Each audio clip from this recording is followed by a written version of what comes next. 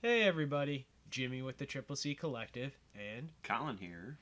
we are ready to bring you episode 3 of season 3 of The Mandalorian, titled Chapter 19, The Convert. And I'm super excited. One thing I gotta say is at the start of this episode, it was really weird. The previously on. Like from Go, we saw Dr. Pershing again. Somebody we haven't seen since what? Maybe season 1? Did we? I don't even know if we saw him in season 2. We did in like a little hologram. When they were in that cloning facility. Oh, yeah, that's right. Okay, so we did see him a little bit, which is now more interesting with what we get later on in the episode. So a little. I always thought he was an important character, or like somewhat important to the larger story, so I was expecting him to come back. Just it took a while. Anyway, before we even get to that, the previously on does give you a lot of where we're going in this episode. Absolutely. But it does start off right where we left off in last episode. Absolutely. It starts off with Bo-Katan staring out into the living waters. Mandalorian still passed out, but Bo's contemplating while he's passed out still. And Grogu is checking on Din himself, like that, exactly for all intents and purposes, exactly where we were before, which was awesome. That was a great little touch that they did. He wakes up. Yeah. What do you think about the conversation they had here? Well, so he wakes up. He says, "I am redeemed." She starts asking me, "Did you see anything?" You see anything? And he's like, "No, it wasn't as deep as I thought, blah blah blah." Yeah. And it was just a chasm. She's like, "Yeah, well, it used to be. It just collapsed in on itself. But you sure you didn't see anything living down there?" And he's like, "No." And she just doesn't tell him about what she saw. Yeah, that she saw the mythosaur. Right. Which is interesting. Right. Put that feather in your cap. Definitely keep that in there. Yeah, keep that for later. But I just kept thinking, okay, so is the mythosaur trapped in this little area, and we're gonna get a Free Willy Bo moment? If you can ride the mythosaur, though, aren't you also automatically leader of Mandalore too, or doesn't that put you in the contention? No, I just meant is she gonna let the thing out? But to learn how to ride it, and tame it, and then to be able to lead Mandalore, because that's a little easier. Because that's one of the things outside of 100%, outside of just the Darksaber is a way to prove yourself as the true leader or whatever, is to tame and ride the mythosaur. So she which is interesting now, because if she then goes this route and stops fighting for the Darksaber, interesting move. Yeah. She doesn't need to try and be at odds with Din anymore, maybe. Interesting. But also she's setting up to be at odds with Din by not completely telling him the truth. She's hiding things from him. Yeah. Which, Yeah, because he does say, there's no reason in my head. Because to be fair, he's like, "Why did you see anything?" She just straight up and she's like, "No, didn't see anything. Nothing important or whatever." And then they fly off in her ship. Yeah, they fly off in the Gauntlet Starfighter, and pretty quickly they're attacked by some TIE interceptors, man. Yeah, which I'm like, wait, what? The Empire? Yeah, right. But it's just remnants of the Empire, like Moff Gideon and blah blah blah. He said at first they're like it's a Imperial warlord, and it's because Din was involved in stealing some of their ships. Bo was. Or Bo, yeah. Both of them were, right? Well, no. This isn't the space pirate that we saw. Okay. That we saw before. No. But remember when they stole the ships in the second season? Wasn't that what they're talking about? Ooh, maybe. I don't know. She just says I've scogged off a lot of Imperial warlords. So I just assumed that this. I if I'm being honest, I didn't think there was any real connection like that to previous stuff. Yeah, because he maybe didn't seem like he knew. Yeah. Exactly. Because Din was just like, what? Yeah. So they take it through basically the atmosphere of her planet. Yeah, it's an awesome sky fight. They're before that they were talking about going back to the armor and reclaiming his. She's like, you're a Mandalore now. I saw it. I witnessed it. Yeah. You're Mandalorian. And no matter what, she can't take that away from you anymore. And as long as you keep your helmet on, right? You know. Yeah. But they make it in the atmosphere, and he's like, drop me off at my ship. Yeah. And they're still getting chased down. Drop me off at my ship, which was funny because it was reminiscent of a scene Bo does in Rebels where they're fighting, they're getting in a dogfight, and she jumps out of but before she jumps out of the ship, she says to Ezra basically something along the lines of like, a Mandalorian with a jetpack is a weapon. You know, like, you don't need, like, you just need me. So he's like, well, I'm not a Mandalorian, and jumps out behind her or whatever. But it was very reminiscent of that scene when we finally get to Din jumping out. Yeah. And straight free falling. And you're like, what? What's going on? Uses his jetpack, gets in his ship, and it's awesome. He goes straight up in the air and does a dive bomb. Yeah. Immediately taking out one of the ships. R5, we go back to the other ship, the Gauntlet, and we see R5 tweaking out. Yeah. I love a good tweak out from a droid. I love it. It's so good. I love the way that Din is hiding in the N1 fighter, like how it shows up, like when they're going through, like what I will always describe as like the Beggar's Canyon run. Of the very tight, narrow space, and he always uses that since he's got that small. But it's like he's hiding behind. But I'm thinking about the Pirates actually earlier this season, where he's hiding behind the asteroids and then shooting out from behind them. Like, he had a couple of really great. He knows how to use this ship a lot. Like, he knows that it's small, so he knows how to use that to his advantage, and it's fun to see. This is honestly one of the coolest dogfights I've seen in Star Wars. It's so great. They finally, clear them, and they start heading back to Bo's castle, and before they clear them, this is one of the coolest scenes. Is when it's the last one, and Bo turns off her engine. Oh yeah. And turns around, and it flips around, and she hits the thing, and then they descend, and R5's flying up in the air from the gravity drop, and then so then they're flying back to her home basically, and it's getting bombed to smithereens by those Imperial bombers, and it's wild. Bo starts chasing them down into a fleet of, like, I don't know, it's like chasing like the two bombers. It seems like 4 or 5, maybe 3. No, 3 at first. There's 3 at first, and she takes one out. She's going ham right now. She's just mad. She is not happy. And going straight at him, and then Din picks up like the fleet of them that are there, and it's like, we got to get out of here. We got to go. And so he gives her the jump coordinates, and is like, hey, like, put in these coordinates. Let's go. Let's get out of here. And then, bam, title sequence. Yep. And I was like, oh my God! Yeah. What kind of opening is this? What are you doing to me, Star Wars? Like, holy cow. And this is where I'm going to say, when this episode, like, actually picks back up, if you like Andor, you're going to love this episode, I feel like. Yeah. If you like the pacing of Andor, you're going to like this episode. If you didn't like Andor as much, maybe this episode will be a little slower from here on out.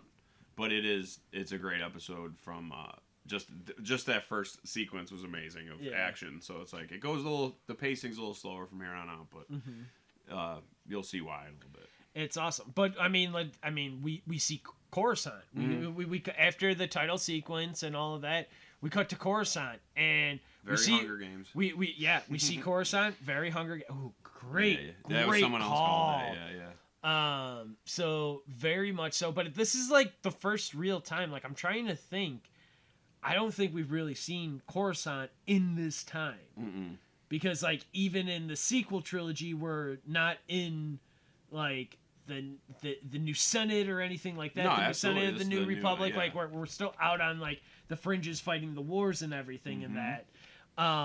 We take a little stop beside the point. But yeah, anyway, we're hearing a speech being given at this Hunger Game like facility that they're at, and it's about the amnesty program, and for ex-Empire people, basically. Yeah, for ex-Imperials, and who are we seeing talking? Dr. Pershing, the same guy that we saw at the beginning of the episode, or in the previously on, and that we talked about earlier here. So, like, this is where we get him, and we get his introduction of him talking about clones. And dude, during the speech of his clones, he tugs on his ear, at one point. And there's a little cut too. Yeah. No, but he just like does this to his right, ear. and that's when you notice there's a cut above right here. And he he does it again with the droid, and I think it's a tick for him actually lying. Mm-hmm. Telling absolutely. Lies. But we can exactly put a pin in that right now. But I definitely think it's because he's lying.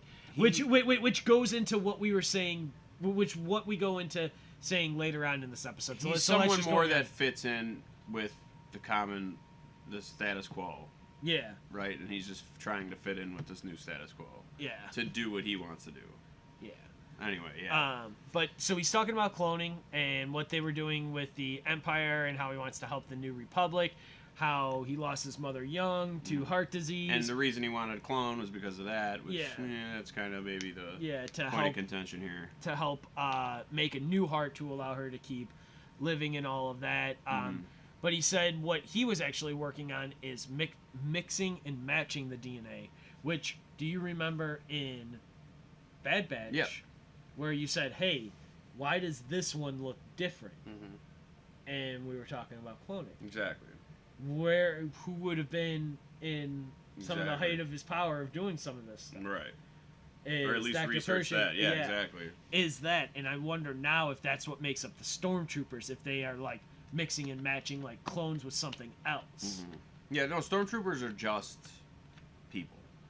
They're not clones, you know what I mean? They never have been titled as clones. Right. It's a whole new voluntary like anyone could be a Stormtrooper on any planet. That's kind of why they're not as. But the cloning under the New Republic is illegal. Yeah. We know that ends up being kind of false, knowing what the Emperor ends up. Because right now we think the Emperor is dead. Like if we don't know any better, the Emperor is dead in this point, and what the New Republic is saying is how we think it's going. So anyway, so he thinks his cloning isn't necessarily evil. He doesn't look at what he was doing was evil. It's just who he was doing it for. Which I don't disagree, but like at the same time, this program led to some tragic moments. Some like really terrible stuff. Ethically, gray area. But dude, after this speech, how about everyone just being like, "Oh man, you're so brave. It's so awesome that you're working for us now and everything. How does it feel to have an employer that like actually appreciates the work that you're doing and everything?" And he's just kind of nodding along. Yeah, he's not feeling it though. You can tell. But also during his speech, there was this one girl in the audience. We've seen her before. You can't pinpoint her unless you know. But she's looking at him like, there's something here. And then that's after him walking through these people. He runs into the other amnesty people who are going through the program with him. Wait, he has that awkward droid ride home though. That droid. Oh, he sure does. Yeah. that droid who's always talking to him, and it's just like, you should go see this place and this place and this place, and then finally, as they roll up to like where he's at, and he's like, "Oh, here you are." Yeah, exactly. And it's just like, whoa. But so they run into the. He runs into basically at the new dormitories they're living in, like some other amnesty. People running through the amnesty program, and they're the New Republic basically, and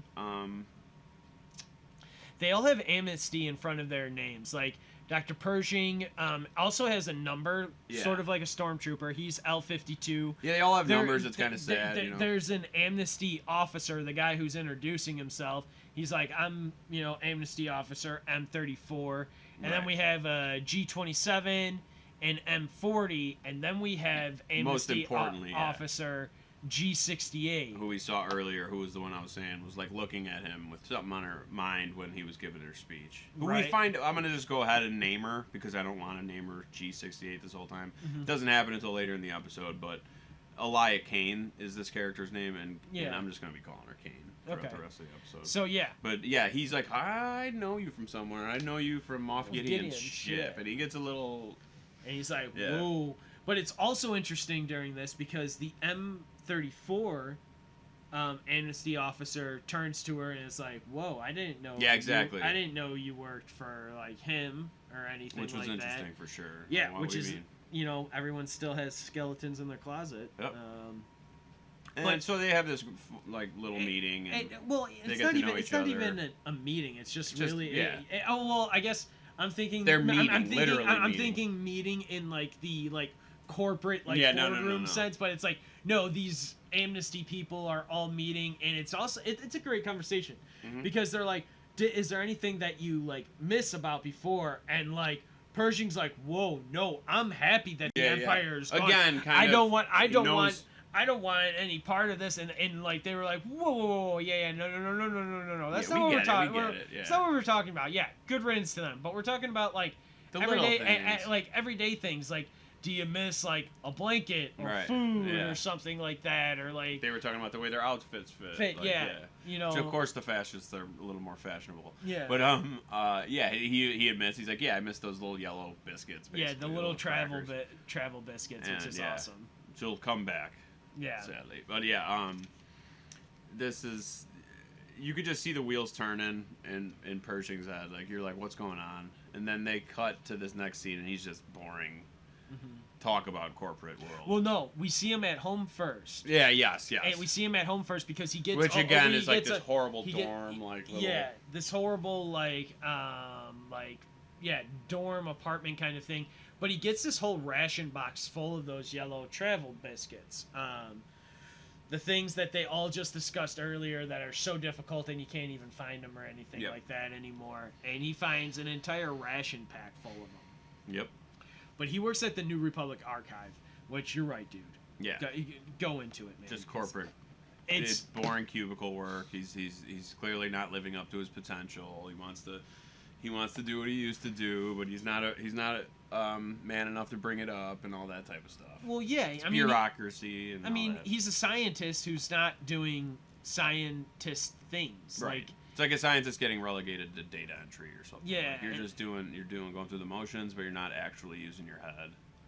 And that's a pretty quick scene, and then we get to the Bendu Day celebrations, you want to call them, I guess? Yeah, the walkabout the city, the Bendu Day celebrations. They've called it Bendu Day, which I will bring up later after something else. But, because Bendus are those Force characters in Rebels that we met Bendu. Kanan talked to him. Yeah. So it's just interesting they're weaving in this lore outside of that. And they're going through the street with these little, I don't even want to call it what I think they look like, but they're glow popsicles. They're little glow popsicles. Yeah, sure. And then, they're going through the streets with those, and they get to this area basically that's the peak of Coruscant, and it's kind of just wrapped around, and it looks like a piece of in a museum, you know what I mean? Yeah. It's like they've kind of just industrialized this place to the peak of a mountain. Yeah. And this is when Kane kind of nudges them. You know, they're they're being a little flirty, having a little fun out there, and she nudges them like, "Yo, this is not the Empire. Touch it." He's like, "I want to touch that. I wish I could touch it." But she's like, "It's not the Empire. Go touch it." And that's just right when the droid comes around, like, "You cannot touch it," basically. Yeah, you cannot touch it. He's like, "You knew that was gonna happen," and she's just laughing, and it's just kind of like the first time I was like, "What is up with this girl?" Yeah. You know. Right? It's so wild and weird because then she's also like, well, if you want to continue your cloning research, why don't you? You should totally be able to. You should absolutely be able to go look it out or she keeps. It's very much convincing him. Yeah, it's very much so convincing him and being like, no, you should do this. This is something that would be good for the New Republic. That would be good. But she even says, remember what happened last time when we blindly just followed orders. Right. And it's like she's really using himself against himself. But she's using the true evil Empire past totally against him in every capacity, in every way, shape, or form. Yeah. And it's kind of just wild. Slowly getting him to break little rules and think about things. Because he's clearly upset. Yeah, and so then she's like, "I'll buy you a photon fizzle once they're, once they, agree to stop talking about what they're doing and just kind of enjoy the rest of the night." Then we cut to his droid interview. Yeah, it's it's more than an interview. It's like a weird therapy session that is a debriefing also to make sure make sure you're in line with what and the you're New not Republic, cracking, the I New guess. Republic wants, and it's just basically asking him a bunch of It's questions so about how weird. he feels, and about how he feels about certain things like the New Republic and his job and this and that. And, he brings up a question like about his prior research because of having the conversation with Kane. Yeah, exactly. He talks about like, hey, am I able to? I did cloning research. Am I able to continue that? And then the droid reads off the Coruscant like bylaw, it's like illegal. the law that says it's illegal. Sorry about it, and that's just basically it. Mm-hmm. And then we're back at his housing complex at night. We get Kane. She's there, and he goes to her and is like, he goes right to Kane's place, and is like, I want to do this. Like, he's like, all right. She's like, all right, tomorrow. Like, you told me you can get me a mobile lab and supplies, and she's like, yes, tomorrow. Yep. Let's do this. Yep.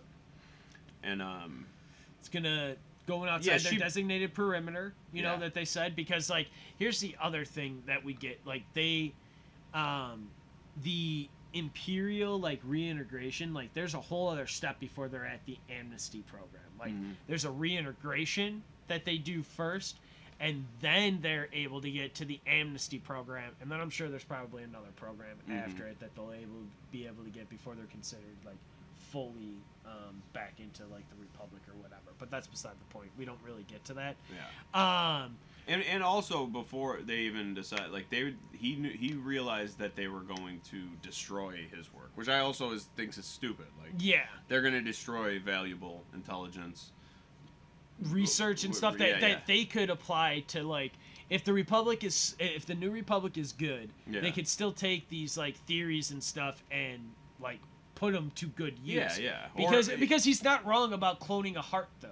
Like for somebody who like cloning, I mean, like at that point apply it to a child as opposed to his mother. Right, exactly. And like that, to be fair though, like that's the lie he tells. Like his mother actually. That's what I felt like. Well, because he talks about it when they. We'll get to that. Anyway, so so that's he's like, I gotta save it. I gotta do something. So he goes to her. She's like, tomorrow. They get ready for it, and right before that, there's another robot therapy session, basically. Yeah. And right before, they go out, and there's another one, and right before he asks for help. Yeah, he touches his ear again, and he's like, so our main objective here in the amnesty program is to help the Republic. Right. And that's the right thing to do, and that supersedes everything else. And the droid is like, yes. And he's like, okay. So then he's convincing himself this whole time. He's just finding reasons to so this is where they go. And then he looks himself in the mirror. He's like, "You're doing this for the Empire. You're doing this for the sorry, you're not doing it. It's might as well. You're doing this for the New Republic. You're not doing it for yourself. It's a good thing." And so they leave the perimeter. Kane's always like, as they're on their way to leave the perimeter and like go out to the shipyard where all of the Imperial ships that he saw were being decomposed and destroyed, and that all of the stuff he's archiving and everything. They're going to that shipyard. Yeah. And before they gotta get on a train. And Kane's like, calm down, and like, it's like, dude, like, bro, you gotta have a poker face for like 3 minutes here. She takes the lead. In this moment, she's like, I got this. And then, like, don't worry about it. Yeah, he does no poker face. They get on the train. She kind of takes the lead, and she's like, she's making it seem like they're just on a regular, average trip on the train, like Happy Tongs Day. Yeah. Which is another thing that I wanted to mention. Now, it's Tongs Day, they mention, which Tongs are the original Mandalorians. They were the original species from Mandalore in the Legends. So they're adding all these little things that get you thinking. Yeah. But yeah, so they're on there, and the ticket guy starts coming up, and they're like, "We gotta get out of here!" Yep. And they start getting out. They start running through the train, trying to get out of there. Yeah. And then moving towards the back of the train, and they're hanging out the back, and then finally Kane's like, "We gotta jump," and Pershing's like, "What?" Yeah. They're going pretty fast, and they do it, and I'm surprised they didn't break anything. I'm surprised, that he didn't die or that they didn't die or anything, but they They jump and they make it. Mm-hmm. You know, they make it into the shipyard. Which is like a ship graveyard, for lack of a better term. It's like an old, where they're holding all these old Imperial ships, and they got this one giant, you know. Yeah, this one giant Imperial cruiser. Yep. They're walking right up. Kane opens up the door, and they start hearing some like sounds as they're looking around, and like Dr. Pershing's like, "Are you sure we're not alone?" And like Kane's like, "Nobody's here. Like I don't know. Like ship's not operating. I don't know what like I don't know what more that you want. I don't know what more you want from me." They continue to search throughout the ship, and they we get this really sweet moment between Isla Kane and Dr. Pershing. Yeah, Dr. Penn Pershing. They introduce each other. Yeah. Because they're like, we couldn't do this under the Empire. Like, well, here we are. This is who I am. This is who you are. And it's definitely like it's a different moment, and it's like, okay, this is a little sweet. They're. Then after this sweet moment, they get to the lab, and Pershing's like, "Hey, I'm just gonna take the bare necessities of like what I need. I'm not gonna take anything extra or extravagant or anything like that." Again, trying to be like he thinks his cloning stuff can help. So like this is one of those things of like, where is like, does the science actually help? Is the pursuit killing like the worth of like what the science can get for this guy? Right. Like, is he? For me, right now, it's no harm, no foul. Yeah. Like for me, they're stealing junk. Yeah. That's gonna be junked, and well, it depends what they do with it. Is the evil thing? Evil only comes from actions. It doesn't come from existing knowledge. That So right now, no harm, no foul. Yeah, they're doing something that's a little gray, but to me it makes sense. Yeah. But and to be honest, this whole time Kane has been pushing him to do this, because I don't think without Kane he would have done.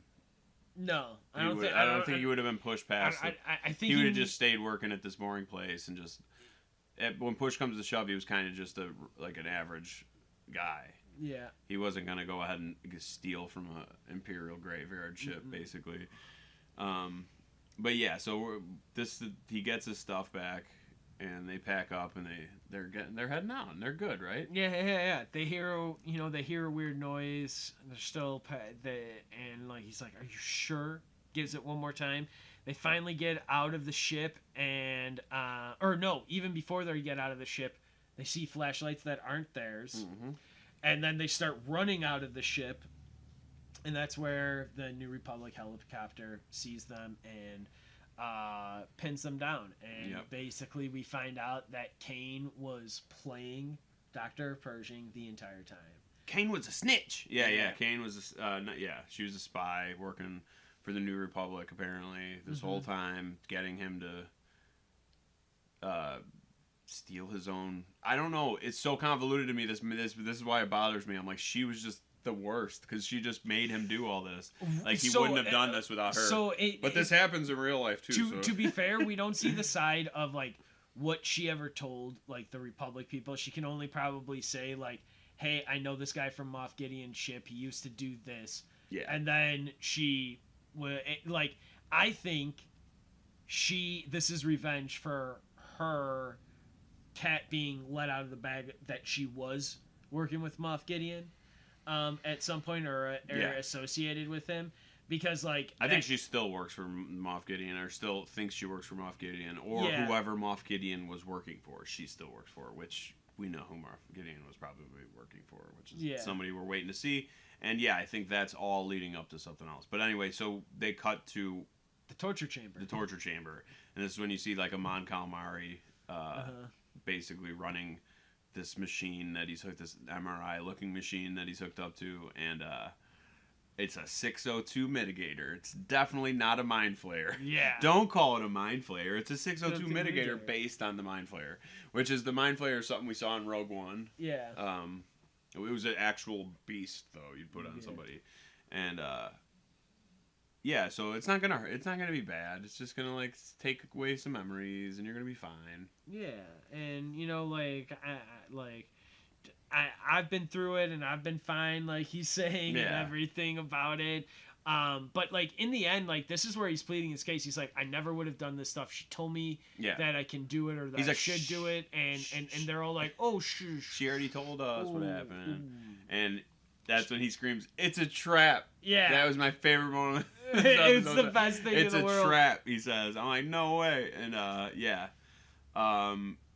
that's when Kane's having this conversation, basically like, "Oh, that was my friend. Can I stick around to see how the operation goes?" And she cranks up the mind flares Pump device. Up the volume. Yeah, Pump up the jams. And it turns red, and red can't be good. No, red's rarely good in Star Wars, and it starts flaying his mind, doing whatever it's doing, and she eats a cracker. She eats one of them yellow biscuits that it just solidifies her psychopath behavior.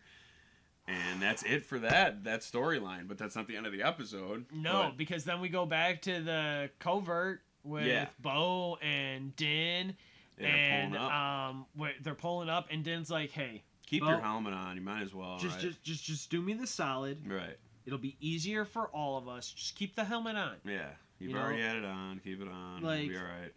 It'll be better. Yep. We get Paz Vizsla won't let them pass at first. Yeah, he's like, you're both apostates. Get out of here. Yeah.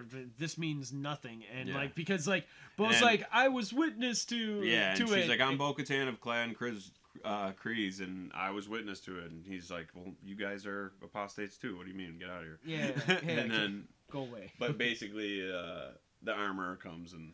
Well, no. Din pulls out the vial and it's like, no, I have proof. Oh yeah, they meet and then they go into the armor. And then they go in, and then the armor takes the vial, pours it into in one of her watering wells that she like cools the Beskar in or whatever. I would assume when she's done like firing it up and all that stuff. And she's like, he speaks the truth, and she goes, Din Djarin, you are redeemed. Mm-hmm. Bo-Katan of Clan Kryze. Surprisingly, you too are redeemed. She's like, wait, whoa. And Bo's like, whoa, I don't follow the way. Yeah. I don't walk the way. And the armorer is like, you have bathed in the waters, so you are redeemed. Have you taken off your helmet since you've bathed? No. Well, then you are a part of our covert. Yeah. Of our covert here. And you can leave at any time. Like, not saying that you have to stay here, but as of right now, you are one of us. Which I'm excited about. Is awesome. Yeah. Because then, like, everyone's just kind of happy and everything after that. Yeah. It's like a welcoming thing. Yeah, it seems like they're going to have a Mandalorian, like, party and all of that stuff. But, like, they kind of zoom in a little bit more on Bo-Katan at the end of it. Just like how they did at the end of episode 2. Mm-hmm. And I just got to say, man, I think it like her taking over the mythosaur and riding it seems to be more and more plausible. Yeah, it's more legitimate too. And now she could talk to an armorer who is very deep in the lore, and without like having that negativity that they would have otherwise had, they could have a real conversation about the myths and what's going on, and she can figure out that there is a way to rule Mandalore. Plus, it gives her a bunch of free friends. Yeah, it gives her a bunch of free people to help her along this journey that she needs to go on to take Mandalore back. Yeah. Which, because I do kind of agree with Bo. Like, why do we have to keep the helmet on always? Like, give me a reason. You know what I mean? Like, besides your religious, like, zealotry, like, we have to progress a little bit sometimes. And, like, I understand if there's a reason for it, a legitimate reason, okay. But otherwise, like, I'll do it for now. But yeah, I don't see her sticking to certain parts of the creed. No, I absolutely not. And that's where again, like, if there was some sort of union between her and Din, that's like the best of both worlds, because those two would figure it out. Yeah, you just would hope it doesn't. I mean, of course there's going to be infighting, but you hope it doesn't go down a civil war route again. Yeah, because they've all seen what happens, and it's going to be interesting if they all go back, if like they put the call out to all of the other Mandalorians that might be out in the galaxy now to all head back home, because like we can live there. Yeah. Like we can try and like rebuild it like truly. Yeah, I'm truly interested in where the season's going. I have no idea. Like from here on out, I'm all Dude, all for it. Mandalorian continues to impress me with each and every episode, time and time again, from episode 1 of season 1 till now episode 3. And even as a slower episode for the most part, pacing wise, it had some of the best action scenes in it. Oh, dude, it's so good. So it really does a lot with what it has, and it's a great show. Love it. Absolutely. So, with that, we're going to go ahead and wrap this up. We hope you please like and subscribe to our channel and to this video. We want to thank you all for joining us. We hope you all stay safe. I am Jimmy with the Triple C Collective. I'm Collin. And, as always, this is the way.